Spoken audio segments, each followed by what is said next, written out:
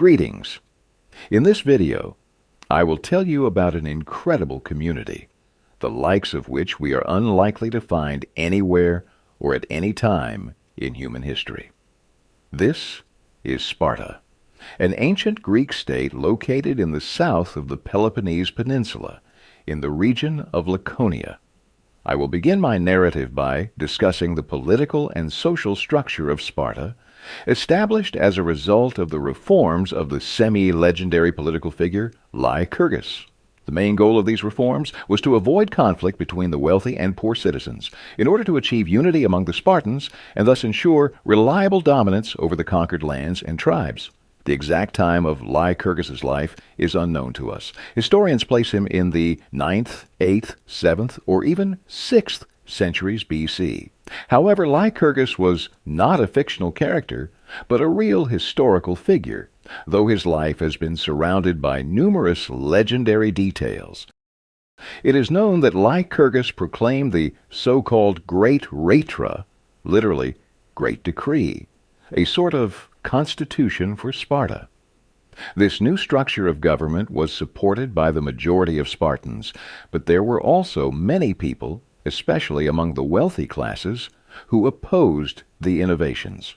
Sources report that after the Spartiates accepted his reforms, he was concerned about ensuring that his laws would be eternal and unchanging.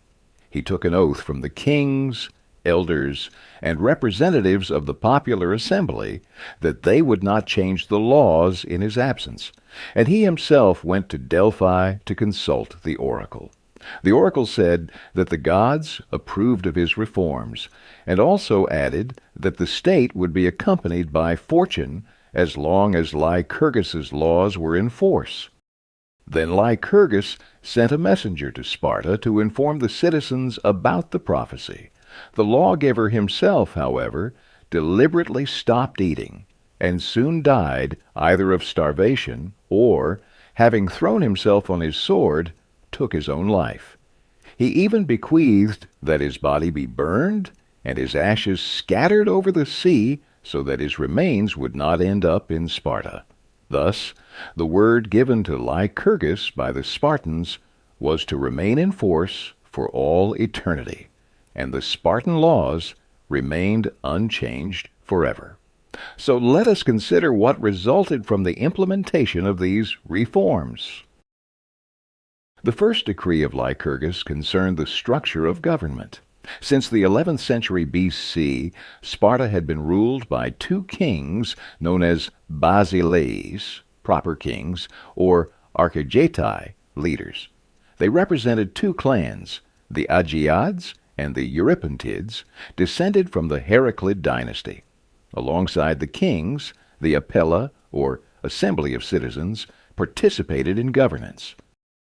To prevent the state from swinging between royal tyranny and anarchic democracy, Lycurgus established a third force as a counterbalance to both. He created the Council of Elders, known as the Gerousia. This council consisted of the two kings and 28 elders, elected for life by the assembly from noble citizens who were at least 60 years old, given the average life expectancy for men was 45 years. Elections to the Council of Elders were unique. They were conducted by shouting. The citizens would gather at an assembly in front of a locked house, and the candidates for the council would be brought out one by one. The crowd greeted each candidate with a shout. Inside the locked house were several individuals with writing tablets. They could not see who was being brought out, but only heard the shouts. They would note down who received the loudest cheers, and that person would be declared elected. Every year, 5 overseers, the ephors, were elected from the Council of Elders.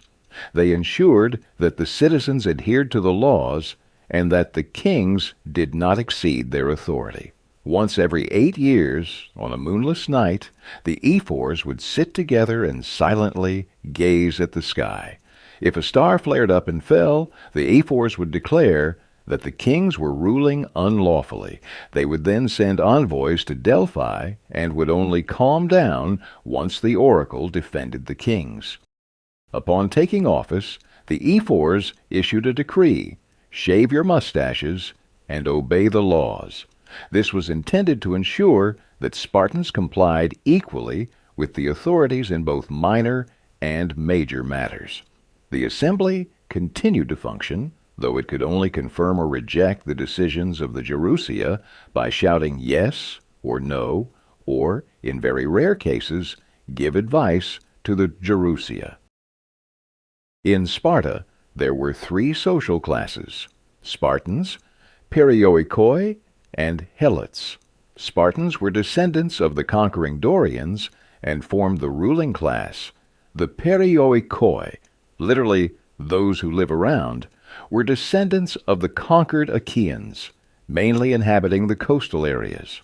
Although the Perioikoi were not considered citizens, they were personally free, and the Spartans generally did not interfere in their affairs except for tax collection.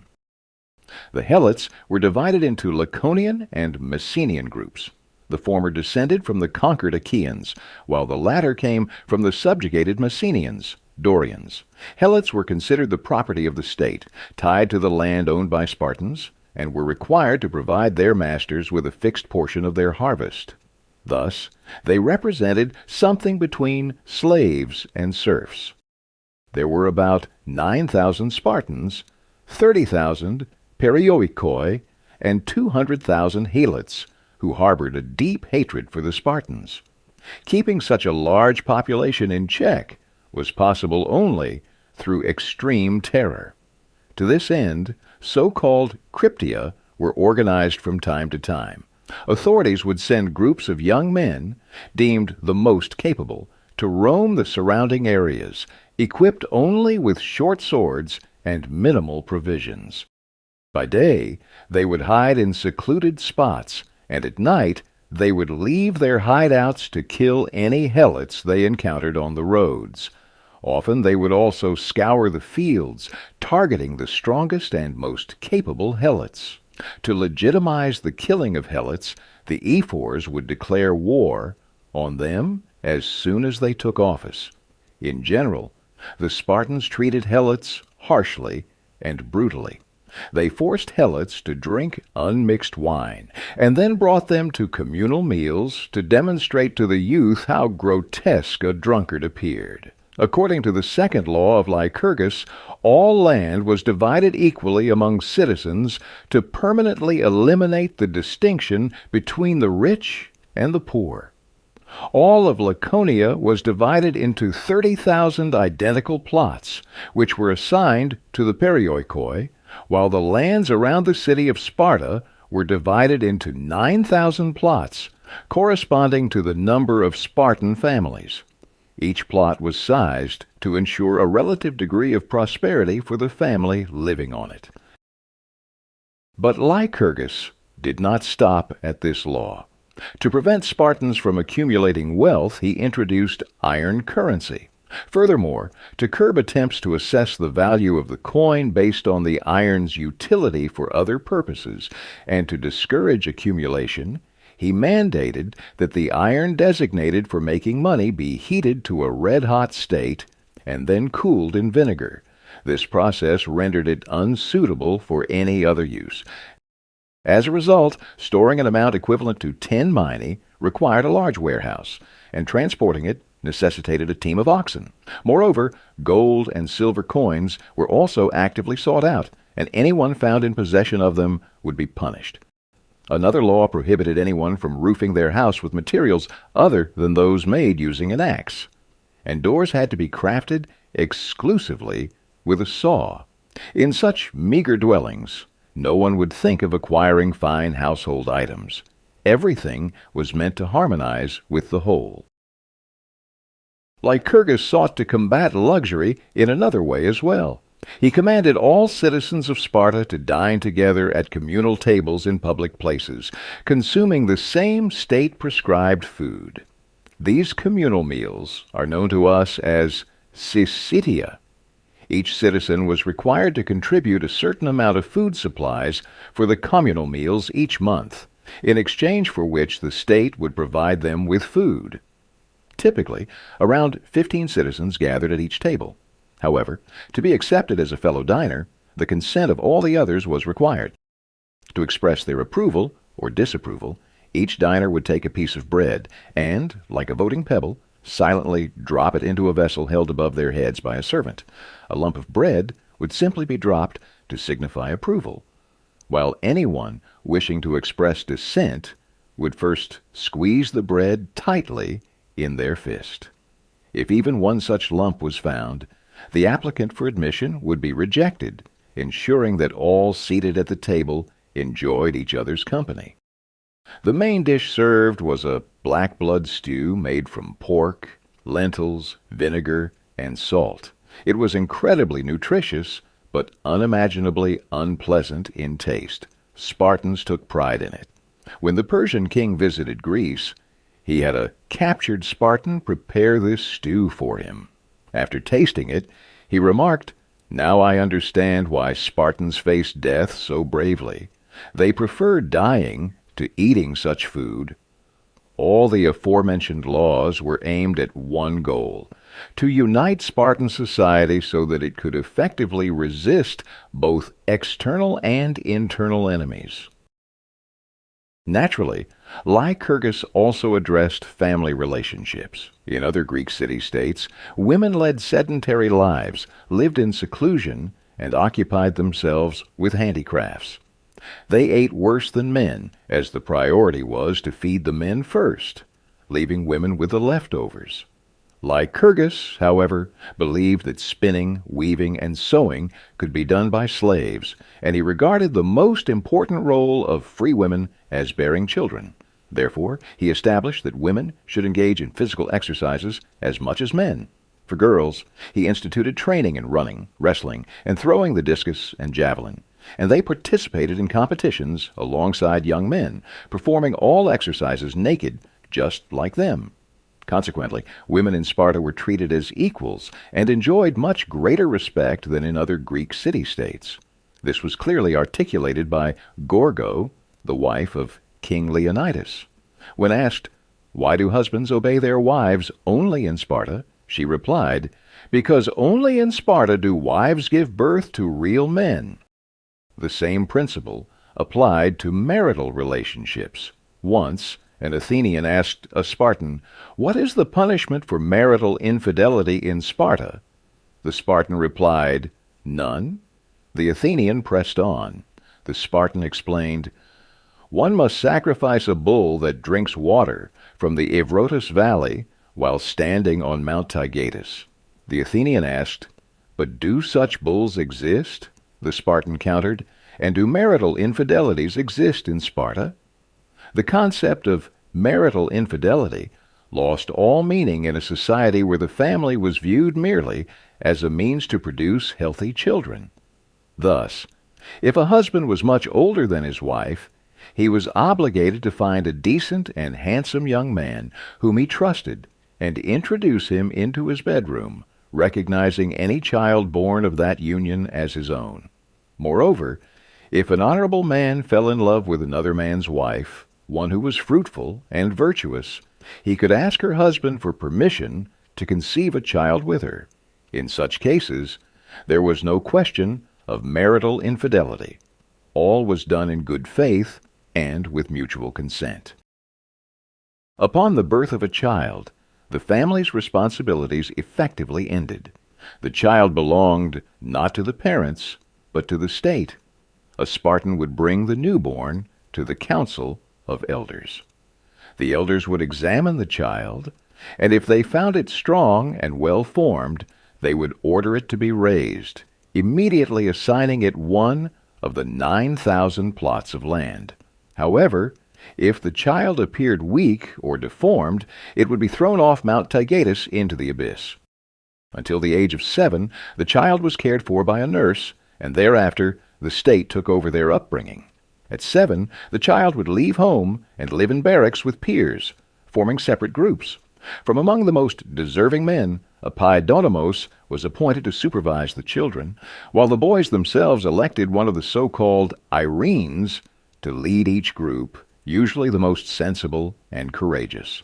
They learned to read and write only as much as was necessary, while the bulk of their education focused on obedience, enduring hardship, and overcoming opponents. They experienced hunger, wore only a cloak year-round, and slept on hard reeds gathered with bare hands. Once a year, all the boys were counted and flogged at the altar of Artemis, where human sacrifices had once been made. They had to endure the beating without making a sound. Some even died from the lashes. To prepare them for war, the boys learned to steal. Those who returned empty-handed were beaten, and those caught in the act were punished too. One boy stole a young fox, hiding it under his cloak. The fox bit into his stomach, but the boy stood firm, speaking calmly, and no one suspected him. However, the fox gnawed through his insides, and he died. His act was regarded as a feat, and later generations of Spartans spoke of him with admiration. The primary focus of their education was combat and wrestling. There were no wrestling coaches. A Spartan was expected to win through strength and bravery, not clever tricks. Spartans were banned from participating in the Olympic and other athletic competitions. Sparta needs warriors, not athletes. They were taught to despise and hate the helots. To prevent the youth from becoming accustomed to wine, they would get a helot drunk and lead him past the dining tables. His mere presence evoked disgust. To train the youth for war, even in peacetime, secret nighttime raids were conducted on defenseless helot villages. These raids were real and involved bloodshed, targeting those they especially hated or feared. They learned to respect the elderly. At the Olympic Games, one old man sought a place among the spectators. He moved between the benches, but found no seat. When he reached the section where Spartan youth sat, they all rose in unison to give him their place. The stadium erupted in applause. Someone remarked, "Only in Sparta is it worth living to old age." They learned simplicity and directness, avoiding trivial pursuits. A guest said to a Spartan, "I can stand on one leg longer than you." The Spartan replied, "My goose can stand longer than you." When a Spartan was invited to listen to a singer who sang like a nightingale, he responded, "I've heard the nightingale itself." An annoying foreigner pestering a Spartan asked, "Who is the best man in Sparta?" The Spartan replied, "The one who resembles you the least." Another foreigner boasted to the Spartan king, "Everyone calls me a friend of Sparta." He was expecting praise, but the king replied, "You would be better off being called a friend of your own homeland." Upon reaching the age of 20, the boys' education came to an end, and they became adults. Spartans were forbidden to engage in anything other than military matters. Labor was left to the perioeci and helots. Ancient historians recount the following episode. Once, Sparta summoned its allies for a campaign. The allies complained that Sparta was asking for more warriors than it contributed. "That's not true," said the Spartan king.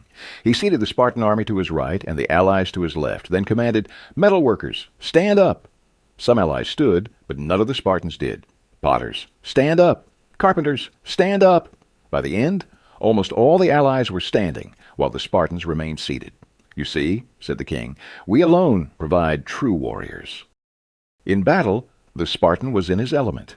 He approached the fight as if it were a feast, dressed up, oiled, and combed his long hair. Spartans were the first to learn to fight in formation, as a phalanx, rather than as individuals. Leaving one's place in the ranks to rush at the enemy or flee was considered equally criminal. Discipline was paramount.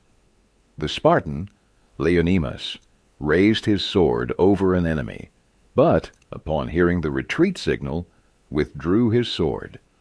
It is better to spare the enemy than to disobey a command. A boy named Isad fled to join the battle and fought bravely. He was awarded a wreath for his courage, but was also whipped for breaking discipline. King Theopompus was asked why the city of Sparta had no walls. He replied, The walls of Sparta are our spears. The borders are their points.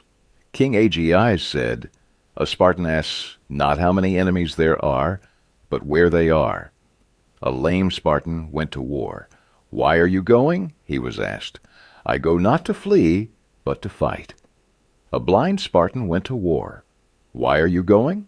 "To dull the enemy's sword with my body." An old Spartan went to war. "Why are you going?" "To shield the young." A Spartan woman sent 5 sons into battle and waited for news at the gate. A messenger appeared. "How are things?" "All 5 are dead," he replied. "I am not asking about that. Who won?" "We did." "Then I am happy they died," the mother said. Before battle, Spartans made sacrifices not to the gods of war, but to the peaceful muses. "Why?" they were asked. "Because we pray not for victory, but for singers worthy of that victory." After the battle, they would sacrifice a rooster to the gods. Why? Because, in Sparta, we would run out of bulls for our victories. In a militarized society like Sparta, communication was expected to be military, precise, and concise. This skill was known as laconicity, named after the region of Laconia. Those who strayed from the point were interrupted, even if they spoke wisely. You speak the truth, but not to the point. Here are a few examples of Spartan laconicity that have been remembered through the ages. The most famous of these sayings comes from a Spartan woman bidding farewell to her son as he went off to war. She handed him his shield and said, "With it or on it?" Victors returned with their shields, while the fallen were carried back on them. Once, ambassadors from the island of Samos came to Sparta seeking help. They delivered a long and eloquent speech. The Spartans replied, "Having listened to the end, we forgot the beginning, and having forgotten the beginning, we did not understand the end." The Samian ambassadors were quick-witted. The next day, they returned to the assembly with an empty sack and simply said 4 words. "The sack is here, but the flour is not." The Spartans scolded them, saying 2 words would have sufficed, "no flour." But they were pleased with such cleverness and promised to help. During the Persian campaign against Greece, King Xerxes sent a messenger to the Spartans with the words, "Lay down your weapons." Spartan King Leonidas replied, "Come and take them." One brief saying that I particularly like involves Macedonian King Philip, who urged the Spartans to surrender. "Yield. For if I take Sparta by force, if I break down its gates, if I breach its walls, I will mercilessly destroy all its people and raze the city to the ground." The Spartans responded with a single word, "if." The Spartans took pride in the belief that their laws were the best and most ancient. They despised foreigners. Spartans were forbidden to travel abroad, just as a soldier is forbidden to leave camp. Foreigners who came to Sparta were systematically expelled every few years by special decree, so that Spartans would not learn bad habits and outsiders would not learn good ones. One Athenian told a Spartan, "You Spartans are uneducated." "Yes," the Spartan replied, "of all the Greeks, we alone have learned nothing bad from you." Overall, it's clear that Lycurgus's reforms, aimed at creating a militarized society with a powerful army, achieved their goal. However, I think you understand that such a peculiar community could not exist indefinitely and was destined to fall apart. Strangely enough, the decline of Sparta began at the moment of its greatest rise, during the Peloponnesian War, when Sparta defeated the mighty Athens. The Spartans witnessed how people lived in other city-states and in foreign countries with entirely different cultures, like Persia and other eastern states, and they liked what they saw. Many warriors became significantly wealthy from their campaigns, as they were eagerly hired by Persians, Carthaginians, and anyone else who could afford them. The pay for mercenaries was substantial, and many Spartans became quite affluent. Naturally, they wanted to take advantage of the new opportunities that this wealth provided. The once austere Spartans now showed a particular desire for riches, leading to a rise in crime and corruption. Widows of fallen warriors were allowed to remarry, but now, having inherited their husband's property, they preferred to live for their own pleasure. Children born to these widows were referred to as parthenoi, meaning born of a virgin. The number of full citizens of Sparta was dwindling catastrophically, and by 370 BC, only 1,000 adult men remained in the ranks. Additionally, after their defeat by Thebes, Sparta lost Messenia, along with the Messenian helots, who had once ensured the Spartans comfortable existence. Sparta became a small, impoverished state, while the forces of its adversaries grew increasingly superior in both numbers and military skill, as well as morale. In 146 BC, Greece fell under Roman control and became the Roman province of Achaia. Athens and Sparta were granted some autonomy out of respect for their past achievements. Soon, everything Greek became fashionable in Rome, and wealthy, educated Romans flocked to these city-states to see the amazing places they had known since childhood through the works of Greek classics. In Sparta, enthusiastic tourists could observe the assembled Spartans at their mandatory communal meals, eating their black broth and singing the battle songs of their ancestors. Sparta had turned into a kind of tourist attraction, much like today's primitive tribes that have come into contact with civilization. Many have seen on television how these tribes, for the amusement of tourists, maintain some elements of traditional culture and perform supposedly ancient rituals to earn more money. Similarly, the Spartans staged this spectacle for the same purpose. In conclusion, a few words about the general character of Spartan society. Sparta, as a result of Lycurgus's reforms, represented a real embodiment of humanity's age-old dream of creating a society of equals. Many features of the Spartan community, common ownership, the absence of rich and poor, the detachment of family from child-rearing, and the transfer of this responsibility to the state can be found in numerous communist utopias, from Plato to Marx. Some thinkers advocated for these ideas in a milder form, while others proposed even more radical measures. For instance, Campanella suggested that children should not know their parents at all, and that the state should pair individuals for procreation in order to produce offspring who are equal even in physical or intellectual attributes. For example, pairing an intelligent girl with a less bright boy, and a handsome young man with an unattractive girl. The totalitarian nature of Spartan society is not coincidental. A communist society cannot help but be totalitarian, since achieving complete equality can only be enforced by force, given how different we are at birth. On that note, allow me to conclude my account of the remarkable Spartan society. Goodbye,